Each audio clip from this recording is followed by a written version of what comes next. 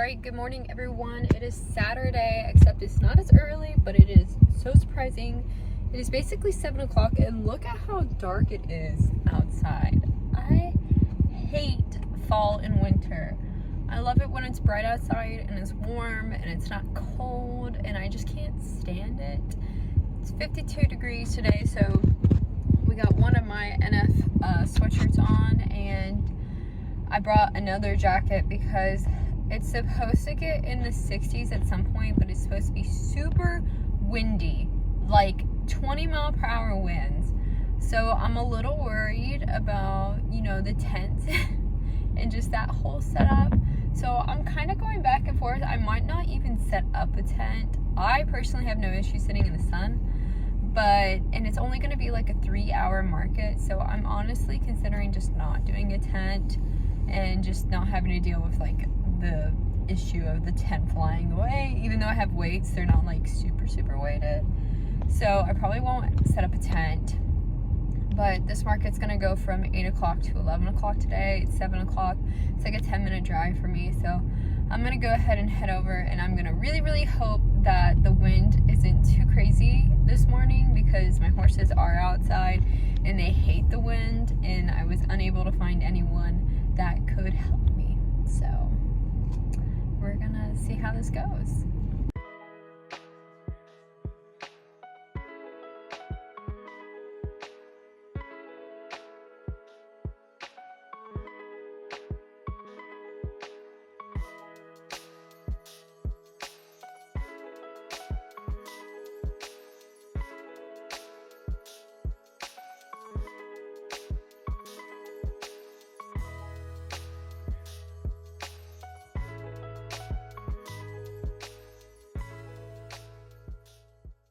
Hey everyone, it's Carrie and welcome to another video.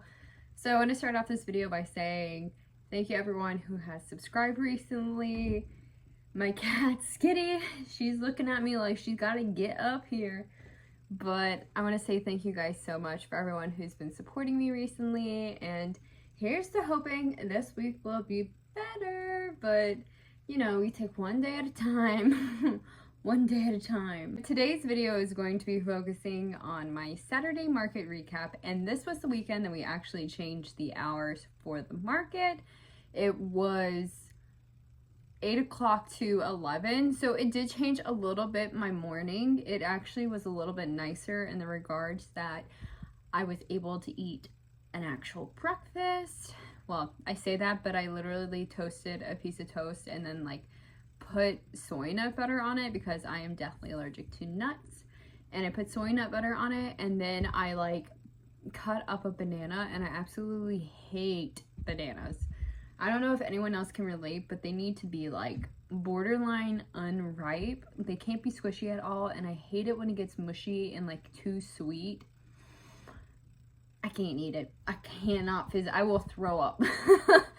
So I took one of my unripe bananas, cut it up really thin, and then I grabbed a bag of chocolate chips and put the chocolate chips all over it.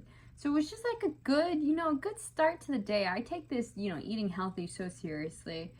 It's not like I totally destroyed an ice cream sandwich just before filming this. That ice cream sandwich was pretty good. It's nice to actually be able to eat, and I was able to do more with my barn before I had to leave for the market, which was also good, and was able to help out a little bit more. And my car did not want to start this morning, so that was really exciting, and so I was a little bit later than intended. So setup was just a little bit different. I ended up not setting up a tent. I usually always do a tent, but it honestly wasn't that bad. I mean, the sun doesn't bother me, and especially with how cold it was this morning, I actually was kind of enjoying the sun. But the reason I ended up not setting up a tent is it has been pretty windy today. The morning wasn't too bad, like most things. I find once the sun comes up and the temps start dropping, then the wind tends to pick up. So I just ended up deciding not to. It ended up working out because some of my neighbors did set up tents, and their tents were flying away and falling over, and I was just kind of for once I made a good decision with my life. Does not happen very often, maybe once a year, but I did it today. So I did not set up a tent, and I was in a little bit different seating, so I don't know. This market was not bad by any means. I really, for a minute there, thought I was going to be coming on here and being like, yeah, guys, I sold nothing, because it was interesting. But then I had to remember that right down the road from us, they just opened up a fair for like 2 weeks, I want to say. But they have a fair going on, and since Saturday is like the big day, it opened pretty early.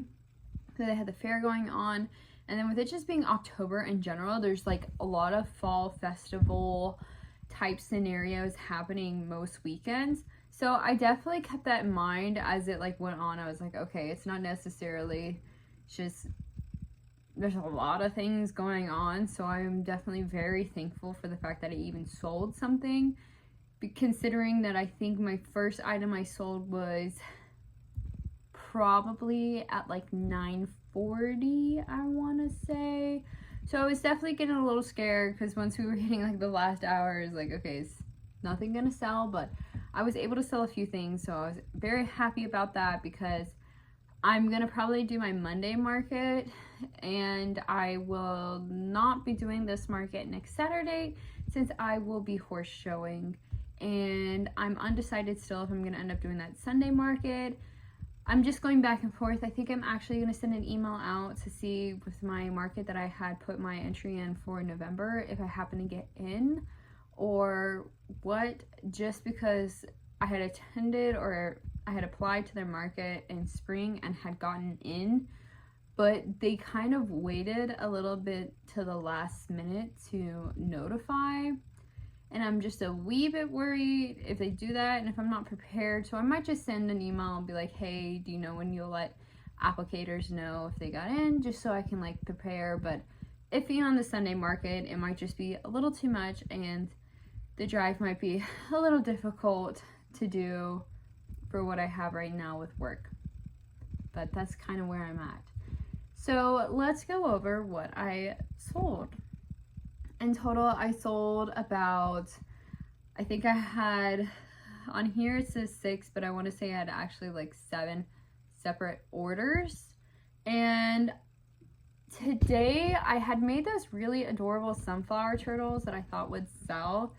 None of them sold, which I was a little bit bummed about, but normal turtles did sell, so it just shows you, you never know. A lot of people like the sunflower turtles. And I had a lot of people come up to my booth that were like interested and just wanted to touch everything and kind of talk to me, but then none of them wanted to buy. Or I had somebody who thought that my triceratops that I made was like $18.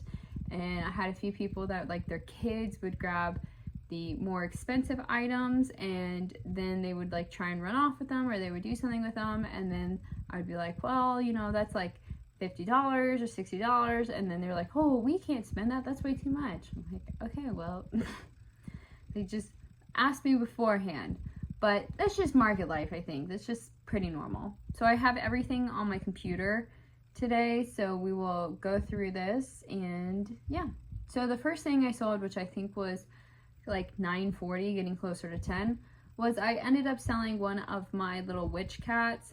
I have this in gray because those 2 that I made were when I didn't have any black yarn, and I haven't made any more since then, so I probably need to make some more witch cats at some point. But I sold one of my witch cats, and then I sold one of my turtles. And I want to say the turtles that sold today were like green and blue. So just kind of like, you know, mixed match between those. So I sold the cat and the turtle together for $50. I ended up, there was like a little girl at my table and I felt bad. She wanted this octopus, and I try and be pretty nice when I can be nice. And she had $7, and I usually charge $8 for my octopus. And then her dad was like, well, I can pay the rest with card. And then I was just like, no, because I mean, it's just $1, to be honest. And she really wanted the octopus. And then I sat there and I was like, by the time I do the $1, and then I do like the fees and everything on Square on the card. It just really didn't make sense to me. So I ended up selling one of my little octopus for $7, which was actually good because it was one of the octopus that most people don't really like, just color combination, and she loved it, and I was like, perfect. So moving on from there, I used to have really small octopus that I would make, which are basically my pattern that I use for my plush octopus, but I use acrylic yarn. So they end up coming, I don't have any up here, but they end up coming to be like this big. And I would sell them for about $5, $6. It really just depended. And they were hit or miss. Like, they were an easy thing for like little kids if they wanted to grab, but then I ended up like not really selling many of them, and I was selling more bigger octopus. So I ended up deciding that I had leftover octopus and I had leftover small whales, that I would put them on keychains because I thought maybe they would sell better, or like, you know, some people like to have little cute things on their keychains. And this was the first market that I had them at that they were on keychains, and I sold 3 of them, and I think I have 4 more left. So I probably will consider making more of these small octopus and just doing keychains, not putting them on the table to sell by themselves. And then I would recommend, if anyone else is considering this, because this is what I'm gonna do personally, is I would make 2 octopus of the same color, because some of the people that came up, they wanted to get matching ones. So I'm definitely considering that if I do end up making more of these small octopus. It's definitely a plan of mine. I'm just not certain where it's gonna fit into like time management. So I ended up selling 3 octopus keychains for $30. I pretty much just down the board make all of my keychains the same price. So my little bee keychains, my octopus keychains, they're all just $10. And I think of it in the regards that like my little bee keychains and the octopus, like the octopus are of course a little bit less work because I don't have to do the sew on.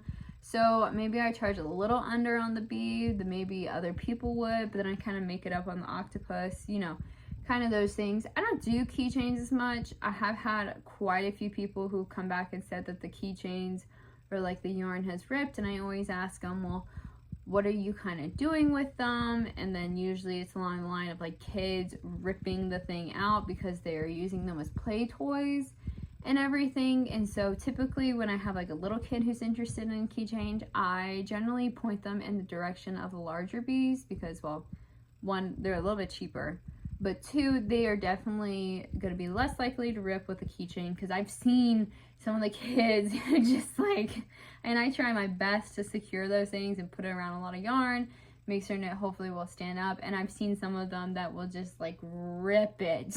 I'm like, oh. So, and then usually just how I am, I always tell them like either bring it back, and if I can't fix it or do anything with it, then I will just exchange the bee out. So I've done that a few times, but that's the biggest downfall of keychains I'm finding, is sometimes they do have a little rippage. So if anyone happens to have any tips to fix it, let me know. I'm considering maybe putting some hot glue over that yarn and maybe like reinforce it. I do use quite a good deal of hot glue with my crochet stuff just to add some security to certain things, because I know little kids do play with them.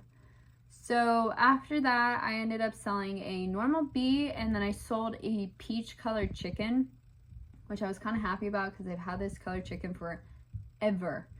And now the 3 chickens I have left are like my bigger, fluffier chickens, and I have not really any intentions of making more chickens until those sell. I think chickens are really hit or miss. A lot of people look at them and they think they're very cute. But for me and like my table with all of the other stuff I have going on, they just kind of get passed up. So I'm not really in a huge rush to make more chickens. I know there's this huge craze in the crochet world for chickens, but I honestly sometimes think that too many people are making chickens, because that's like, a lot of people will come up and see my chickens, they're like, oh yeah, my friend makes the chickens, and da da da da. So I just think chickens are pretty straightforward, so a lot of people make chickens. So I'm not in any particular rush to per se be one of those people that just makes a ton of chickens. It's not really where I'm at. And I don't particularly enjoy necessarily making them. They're just a little too boring for me. But I did end up selling a bee and then that peach chicken for $20. After that, I ended up selling my big item for this market, which was my Halloween cow that I made the other day. It was a green and purple cow with a witch's hat, and it was just a modification that I did on somebody else's pattern. So I've started to really push myself into either trying to hand do some of these patterns or like take the base of some of the patterns and modify them as to how I like it. So I basically took the base of like another pattern and just kind of changed some things and tweaked it to make this Halloween cow. So I sold that Halloween cow for $50. If I sold it again, I probably would sell it for a little bit more just because of having to crochet the witch hat, make the witch hat, and sew it. But I did get $50 for that, so I was very happy about that and was happy that it ended up selling so quickly because I literally just made that Friday. So I was definitely happy about that. And then my last sale of the day happened when I was taking everything down. Because it was so windy, I was so scared with my horses because they just don't like wind. So I was kind of in a rush to get out of there so I could get home and bring them in before it got too bad. So as I was taking like my table down and everything, somebody came up and they ended up buying a dog and then one of my turtles. The dog they bought was the dog that's in the terracotta Chanel Home Slim with long ears, and then the turtle that they ended up buying was like an icy green with like a blue. So like the green and blues are very popular for the turtles, and they actually wanted to buy everything big, and so they kept going like the cows and the dinosaurs, and I kept telling them, I was like, no, I kind of have my table, if you look at it, set where all of my bigger expensive items are standing up and like behind the small cheap items. And I try to do that to encourage if somebody's going to grab something, hopefully it be a small cheap item, but that does not usually happen. So I kept just trying to be, and I say this all the time to people, I'm like, you know, anything on this back here that's big and is standing up, or on any of these boxes, they're generally going to be your $40 or $50 and up. So they wanted to get some cows, but that did not happen. But they were able to get a dog and a turtle, and I priced my dogs at $25, and then I priced the turtles at $20. So that all together was $45. So that's pretty much everything I sold. I am happy that I sold as much as I did, considering how bad the beginning was going. I was very scared. And luckily I ended up figuring out how to transfer my funds from Square. So somebody mentioned that I could do that, and I figured that out. So I can't remember who mentioned it. Thank you. Square did not take anything from that instant transfer because they originally wanted like $30, and I was like, oh, that's insane. So I was able to transfer money from Square, and then two, I was able to go in and add in sales tax for my state. So that was like 4%, I think, and set it up so that way I think also Square just takes their fees from them per se as well, which is really nice because then I wasn't necessarily having to run into like it taking the profit out of my thing. So I definitely appreciated that because sometimes you run into like just a lot of stuff. So I was happy to figure that out. So all in all, I did not calculate this, but you guys already know your girl's gonna put it up on the screen. But I'm just like really quickly looking at everything I have written down, and I'm gonna say I probably made a little bit over 200, probably more in the 180, 190 by the time I take out like the vending fee and everything. And I'll break it down for you guys to see because the Square thing ended up just being different with the sales tax, so it ended up like reading a little different, so I will include that on the screen as well. But I want to say I was probably close to like 200, which was definitely not bad, also considering the fact that it was just a 3-hour market. So I was very happy about that and very thankful, and just especially considering how the beginning of the market was going, I was really scared. But luckily I was able to sell a few things, and I'm just gonna keep crocheting. I'm working on another triceratops right now, and then also not included in this, and I'm gonna say this, I ended up selling a unicorn earlier this week that I made as a custom to my farrier, and then he ended up, when he picked up the unicorn, he asked me if I had a triceratops, and he ended up buying my purple and green triceratops while he was doing my horses. So I want to say in total I sold the unicorn for $60 and I sold the triceratops for $65. So I want to say I made about $125, I think, from that. But that was not at the market, but that was Thursday night that he picked that up. And then as well, I had somebody who actually emailed me immediately after they left my table to set up a custom sunflower cow that is baby safe. So I have 3 custom sunflower cows that are baby safe that I'm currently in the works on. I'm just waiting for the felt eyes to arrive to kind of finish some things up. So I guess I didn't get payment because I'm always iffy about accepting payment unless somebody really wants to pay at the market, but I always tell people, like, you need to contact me because I'll talk to people at the markets and they seem so down to do a commission, and then I never hear anything again. So I usually wait to get payment until like they are actually in contact with me, and then I'll do like a deposit, or sometimes I just won't even do that because half the time if I don't sell anything, then it just goes to the market and gets sold. So it's not, I don't upcharge for commissions or anything. I also want to say that I think I kind of worked on my website, and so I think I have figured out how to do shipping on my website. Before, I had it just eligible for people local to me to go on and pick like items up locally, but I do believe I have it set up for shipping.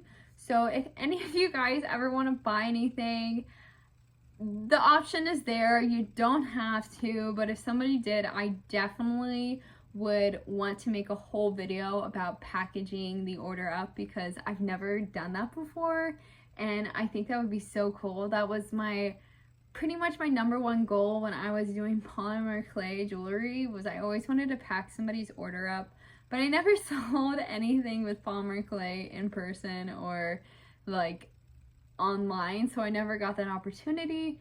But I do believe I have my website figured out. I'm not 100% certain. I definitely need to add more things still, but it's a start. There's at least some stuff up.